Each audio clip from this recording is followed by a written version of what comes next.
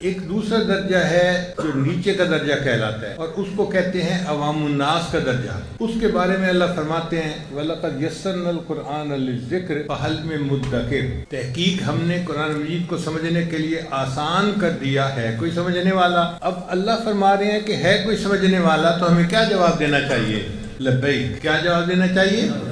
لبیک، اے اللہ میں حاضر ہوں۔ اور ہر بندے کو کوشش کرنی چاہیے کہ ہم یہ دوسرا درجہ حاصل کر لیں۔ اور دوسرا درجہ کیا ہے کہ اتنی سمجھ ہو کہ اگر کوئی قاری قرآن مجید پڑھ رہا ہے تو پتہ چلے کہ یہ بشارت کی آیت پڑھ رہا ہے یا یہ ڈرانے والی آیت پڑھ رہا ہے، جنت کا تذکرہ، جہنم کا تذکرہ، فلاں قوم کا تذکرہ، اللہ یہ چاہتے ہیں، اللہ یہ چاہتے ہیں، اللہ یہ چاہتے ہیں، مفہوم کا پتہ چلتا جائے۔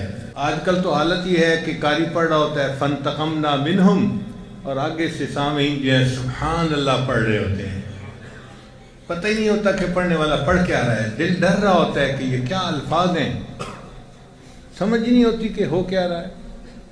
تو اتنی سمجھ ہو کہ پتہ چلے کہ اللہ چاہتے کیا ہیں، موٹا موٹا اندازہ چلتا چلا جائے، یہ درجہ عوام الناس کا ہے، اور ہر بندے کو یہ درجہ حاصل کرنا چاہیے۔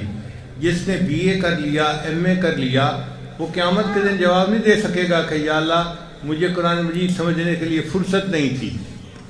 اللہ فرمائیں گے میرے بندے میں نے تجھے 50-60 سال کی زندگی دی اسی کام کے لیے تھی، تو سائنس کے پیچھے بھاگتا پھرا، پائلٹ بنا، تو انجینئر بنا، تو ڈاکٹر بنا، تو کیا کیا بنتا پھرا، تو نے سائنس پڑھی، تو کیمسٹری پڑھ سکتا تھا، فزکس پڑھ سکتا تھا، باقی مضمون پڑھ سکتا تھا، قرآن مجید نہیں پڑھ سکتا تھا جس کو میں نے سمجھنے کے لیے آسان کر دیا تھا۔ اچھا قرآن مجید سمجھنا کتنا آسان ہے اس کے بارے میں بھی سن لیجئے۔ آج کل تو قرآن مجید کمپیوٹر پہ آ چکا، تو اس کے الفاظ بھی گنے جا چکے۔ قرآن مجید کے کل الفاظ 84,300 کچھ ہیں، آپ سمجھ لیں 84,500 الفاظ ہیں، موٹی بات۔ لیکن بہت سارے الفاظ ایسے ہیں جو بار بار قرآن مجید میں آئے ہیں، ریپیٹ ہوئے ہیں، جیسے اقیم الصلاۃ 700 سے زیادہ دفعہ قرآن مجید میں آیا ہے۔ تو اقیم الصلاۃ کا ترجمہ اگر آپ ایک دفعہ یاد کر لیں تو 700 جگہ پر آپ کو ترجمے کا پتہ چل جائے گا۔ یا ایھا الذین آمنوا 88 مرتبہ آیا ہے قرآن مجید میں، آپ ایک مرتبہ ترجمہ سیکھ لیں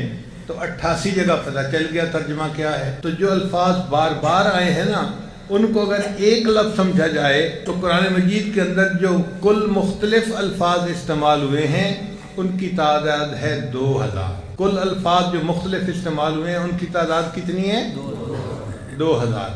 اب آپ بتائیں کہ 2000 الفاظ کا ترجمہ پڑھنا کوئی مشکل کام ہے؟ اور مزے کی بات یہ ہے کہ جو لوگ اردو بولتے سمجھتے ہیں نا، تو 500 الفاظ قرآن مجید کے ایسے ہیں جو اردو زبان میں استعمال ہوتے ہیں، جیسے جسم، بدن، کتاب، قلم، کرسی، روح، یہ سارے الفاظ قرآن مجید کے ہیں اور اردو زبان میں بھی استعمال ہوتے ہیں۔ تو اگر ہم ان 500 الفاظ کو الگ کر دیں تو باقی کتنے بچے؟ کیا کوئی بندہ کہہ سکتا ہے جی کہ 1500 الفاظ کا ترجمہ سمجھنے کی نہ فرصت ہے نہ اہلیت ہے میرے اندر؟ ہر بندہ سمجھ سکتا ہے، کوئی بندہ یہ نہیں کہہ سکتا جی کہ میں قرآن مجید کا ترجمہ نہیں سمجھ سکتا۔ جب اللہ فرماتے ہیں ہے کوئی جو سمجھنے والا ہو تو ہمیں چاہیے کہ ہم کہیں لبیک یا رب، اے میرے رب لبیک، حاضر ہوں، میں آج سے اپنے مسجد کے عالم سے قرآن مجید کا ترجمہ پڑھنا شروع کر دوں گا، اور 1500 الفاظ کا ترجمہ پڑھنا کون سا مشکل کام ہے۔